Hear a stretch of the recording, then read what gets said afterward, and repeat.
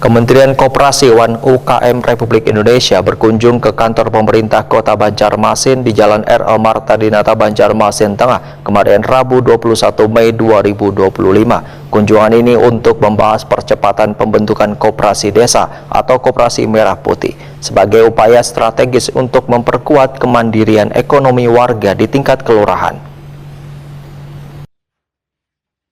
Kementerian Koperasi dan UKM Republik Indonesia berkunjung ke kantor pemerintah Kota Banjarmasin untuk membahas percepatan pembentukan koperasi desa atau koperasi merah putih di ruang rapat Sekda Balai Kota Banjarmasin, Jalan R.E. Marta Dinata, Banjarmasin Tengah, kemarin Rabu 21 Mei 2025.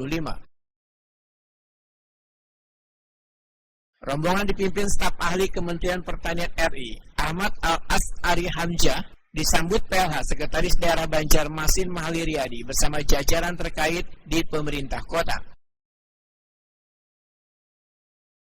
PLH Sekda Banjarmasin Mahali Riyadi Wetakuni Prima TV memadahkan kunjungan ini merupakan tindak lanjut dari instruksi Presiden nomor 9 tahun 2025 yang mengamanatkan percepatan pembentukan koperasi merah putih sebagai upaya strategis untuk memperkuat kemandirian ekonomi warga di tingkat kelurahan.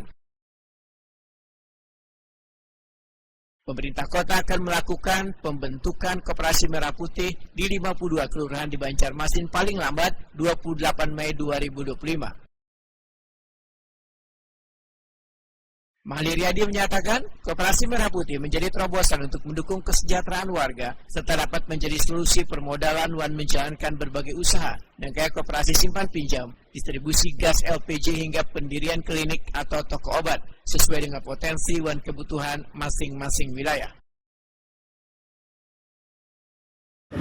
Sesuai dengan arahan Bapak Wali Kota, hari ini kita menerima tamu dari staf ahli Menteri Pertanian dan rombongan untuk mendiskusikan percepatan pembentukan koperasi merah putih berdasarkan instruksi Presiden nomor 9 tahun 2025 tentang percepatan pembentukan koperasi merah putih. Nah, hari ini kita sudah berkomitmen untuk merealisasikan musyawarah kelurahan paling lambat tanggal 28 Mei. Seluruh kelurahan di 52 kelurahan yang ada di Kota Banjarmasin sudah harus melaksanakan musyawarah kelurahan.